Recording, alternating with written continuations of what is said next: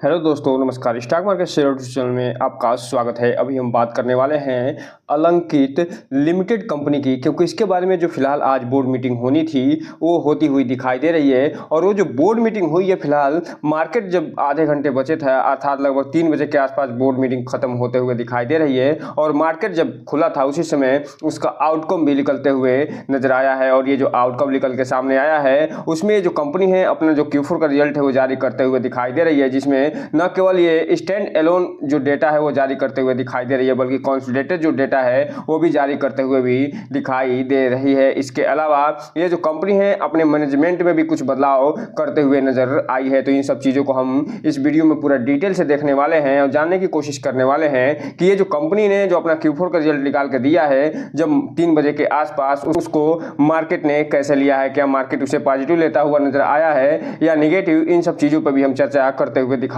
देंगे chart pattern के माध्यम से। तो चलिए दोस्तों, बिना किसी देरी के वीडियो शुरू करते हैं। तो दोस्तों, आप यहाँ पे देख रहे हैं कि ये जो कंपनी है वो 23 मई का यहाँ पे डेट डालते हुए नजर आ रही है। और इसमें जो बोर्ड मीटिंग होते हुए दिखाई दे रही है उसके बारे में यहाँ पे जानकारी दी जा रही है। बोर्ड मीटिंग के माध्यम से ये जो जानकारी निकल के सामने आई है उसमें ये बताया गया है कि ये जो कंपनी है फिलहाल अपना स्टैंड एलोन एंड कंसोलिडेटेड जो रिजल्ट है वो जारी कर दी है। और इस वीडियो में हम चूंकि कंसोलिडेटेड जो रिजल्ट है उसे ही देखने वाले हैं, क्योंकि जो कंसोलिडेटेड रिजल्ट होता है उसमें जो स्टैंड एलोन डेटा होते हो तो शामिल होता है, ये साथ ही साथ जो कंपनी के सब्सिडीज कंपनियां होती हैं, जो एसोसिएट्स कंपनियां होती हैं, और इसके अलावा जो ज्वाइंट वेंचर हुए होते हैं जिन कंपनियों के साथ, उनका भी डेटा इसमें शामिल करके फिर इस Q4 रिजल्ट को तैयार किया जाता है। तो इसलिए हम इसमें जो कंसोलिडेटेड रिजल्ट है उसे ही देखते हुए नजर आएंगे। उसके अलावा इसमें कुछ अपॉइंटमेंट भी हुए हैं, जिसमें जो मिस्टर अशोक कुमार सिन्हा जी हैं वो एडिशनल जो इंडिपेंडेंट डायरेक्टर हैं वो बनते हुए दिखाई दे रहे हैं, जिनका टेन्योर जो है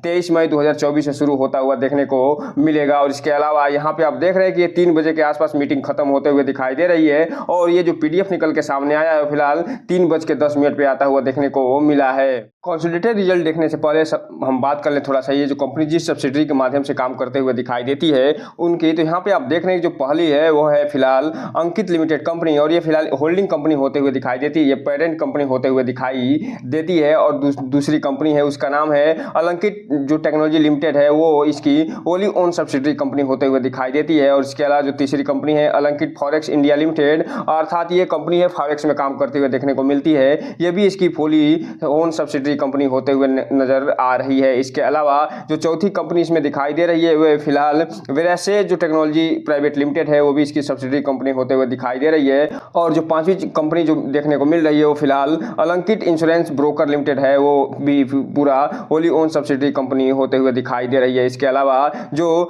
छठी कंपनी है उसका नाम है अलंकित इमेजिनेशन लिमिटेड, और ये भी पूरी ओन सब्सिडरी कंपनी होते हुए दिखाई दे रही है। तो इस हिसाब से आप कह सकते हैं कि ये जो कंपनी है मुख्य रूप से 5 सब्सिडरी के माध्यम से काम करते हुए दिखाई देती है, जिसका डेटा ये जो Q4 का रिजल्ट निकल के सामने आया है उसमें शामिल होता हुआ देखने को आपको मिलेगा। अब अगर बात करें इसके Q4 रिजल्ट जो निकल के सामने आई है उसकी, तो यहाँ पे ये सेगमेंट जो दिखाई दे रहा है वो फिलहाल मार्च 2024 के Q4 का है, ये दिसंबर 2023 के Q3 का सेगमेंट है, और ये पिछले साल मार्च 2023 के Q4 का सेगमेंट दिखाई दे रहा है। और ये जो सभी डेटा आप देख रहे हैं फिलहाल ये लाख में दिए गए हैं, और ये जो रिजल्ट है फिलहाल कंसोलिडेटेड रिजल्ट होता हुआ देखने को मिल रहा है। इसमें सबसे पहले अगर हम बात करें इसके रेवेन्यू फ्रॉम ऑपरेशन की, जो कि इसका वास्तविक रेवेन्यू होता हुआ दिखाई देता है, तो यहाँ पे आप देख सकते हैं कि ये जो कंपनी है इस Q4 में टोटल 8,098 लाख का टोटल कारोबार करते हुए दिखाई दे रही है, रेवेन्यू फ्रॉम ऑपरेशन प्राप्त करते हुए दिखाई दे रही है, जो कि पिछले सेम क्वार्टर में ये 5149 लाख का टोटल रेवेन्यू फ्रॉम ऑपरेशन प्राप्त करते हुए दिखाई दी थी। जबकि बात करें क्वार्टर बेस पे तो 4157 लाख का ये revenue from operation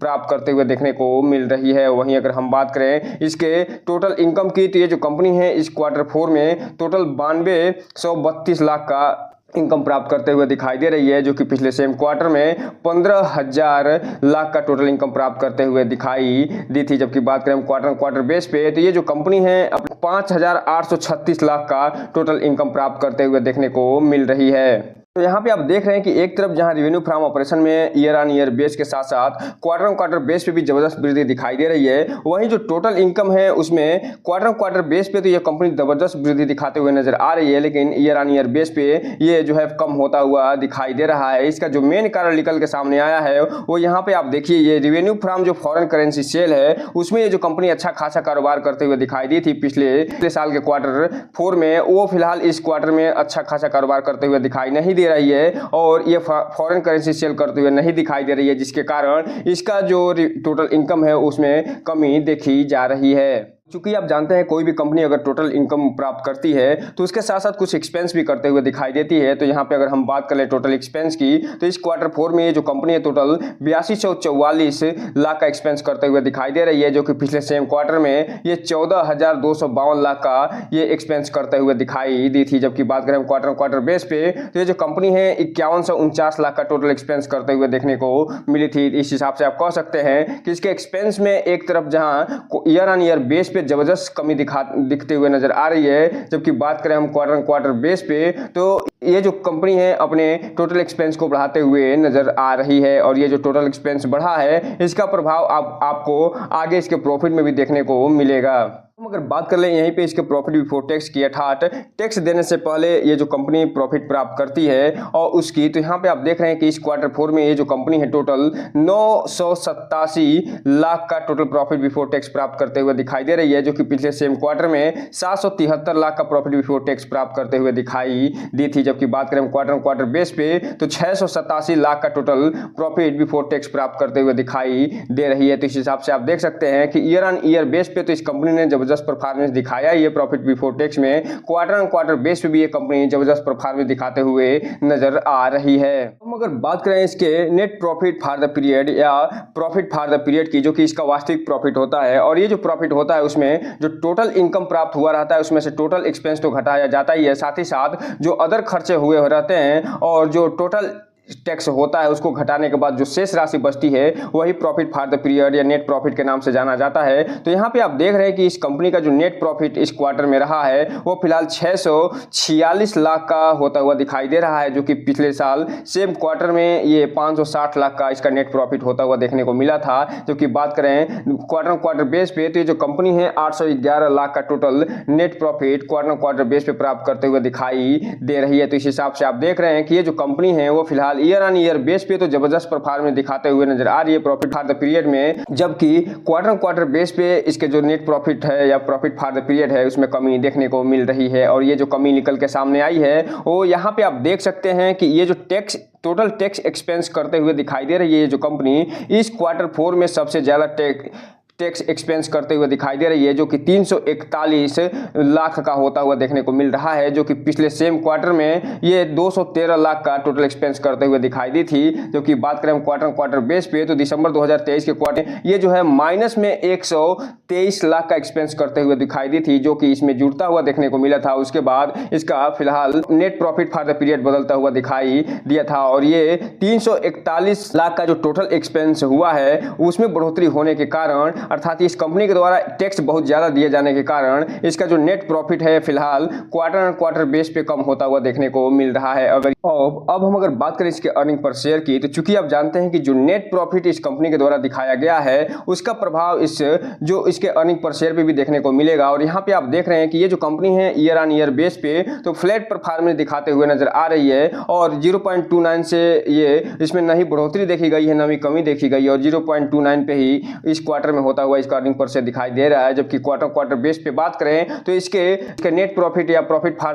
the period में कमी आता हुआ दिखाई दिया था, जिसका प्रभाव इस पे भी देखने को मिल रहा है और 0.36 से घट के 0.29 पे पहुंचते हुए देखने को मिल रही है। इस हिसाब से कहा जा सकता है कि ये जो कंपनी ने अपना Q4 का रिजल्ट पेश किया है वो बहुत ही जबरदस्त पेश करते हुए दिखाई दे रही है, जो कि न केवल ईयर ऑन ईयर बेस पे अच्छा खासा परफॉर्मेंस दिखाता हुआ नजर आया है, बल्कि कुछ अगर टैक्स को हम निकाल दे तो ये क्वार्टर बेस पे भी अच्छा खासा परफॉर्मेंस करता हुआ दिखाई दिया है। और यही कारण है कि आज हो सकता है कि मार्केट में तेजी देखने को मिली हो। अगर हमें इस क्वार्टर 4 को स्टार के रूप में देना हो तो हम इसे 3.5 से 4 स्टार देते हुए नजर आएंगे। लेकिन अगर इस कंपनी ने क्वार्टर बेस पे अच्छा खासा परफॉर्मेंस दिखाया होता तो हम इसे 4.5 से 5 स्टार भी देते हुए नजर आते। यहीं पे अगर हम बात करें इसके सेगमेंट वाइज रेवेन्यू की, तो यहाँ पे आप देख रहे हैं जो कंपनी है मुख्य रूप से 4 सेगमेंट में काम करते हुए दिखाई देती है। और इसका जो पहला सेगमेंट निकल के आता है वो ई गवर्नेंस सर्विस का क्षेत्र निकल के आता है, जिसमें न केवल ईयर ऑन ईयर बेस पे जबरदस्त परफॉर्मेंस दिखाते हुए नजर आ रही है, बल्कि क्वार्टर बेस पे भी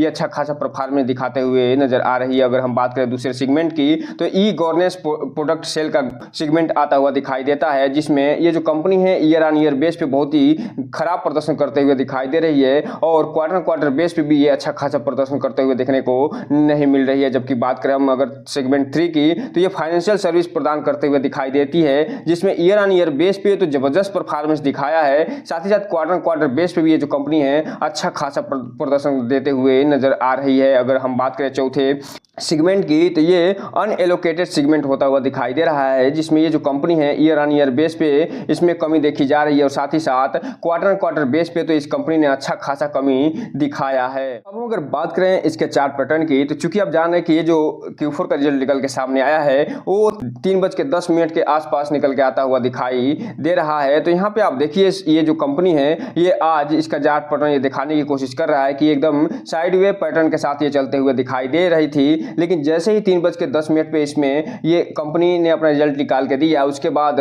हल्की फुल्की इसमें इससे संबंधित जो डेटा निकल के सामने आया, उसके बाद हल्की फुल्की गिरावट भी इसमें देखने को मिली है और ये फिलहाल 3% की तेजी के साथ 20 रुपये 85 पैसे बंद होते हुए देखने को मिल रही है। अब ये कल देखना दिलचस्प रहेगा कि ये जो Q4 का रिजल्ट निकाल के इस कंपनी ने दिया है उसको मार्केट कैसे लेता है। अगर मार्केट इसे पॉजिटिव लेता हुआ दिखाई देगा तो ये जो कंपनी है जो 2.5% का तेजी दिखाते हुए नजर आ रही है, इसमें और बढ़ोतरी देखने को मिल सकती है। लेकिन अगर इसमें गिरावट की सक्रियता होता हुआ दिखाई दिया तो हो सकता है कि इसमें गिरावट भी देखने को मिल जाए। अगर हम बात करें इसके 5 दिन के चार्ट पैटर्न की, तो ये जो कंपनी है 5 दिन में अपने शेयर होल्डर को लगभग 11 से 12% का रिटर्न निकाल के दिया है। एक महीने में 20% का, 6 महीने की बात करें तो 44% का, या टेल की बात करें तो 9% का, जबकि बात करें हम 1 साल के चार्ट पैटर्न की तो 130% का रिटर्न निकाल के देते हुए नजर आ रही है। वीडियो वाइंड अप करने से पहले एक डिस्क्लेमर कि ये जो वीडियो है सिर्फ और सिर्फ एजुकेशनल पर्पस के लिए बनाया जा रहा है। इस वीडियो को देख के कोई भी इन्वेस्टमेंट करने से बचें और जब भी आपको इन्वेस्टमेंट करना हो तो अपने वित्तीय सलाहकार से संपर्क करने के बाद ही कोई भी इन्वेस्टमेंट करने का प्रयास करें, ताकि आपका पैसा और निवेश दोनों सुरक्षित रहे और साथ में आपका भविष्य भी। तो दोस्तों ये रहा आज का वीडियो। इस चैनल को लाइक और सब्सक्राइब करें और बेल आइकन हिट करना तो बिल्कुल ना भूलें, ताकि नए वीडियो के जो अपडेट्स आपको इसी समय पे मिलता रहे। जय हिंद दोस्तों।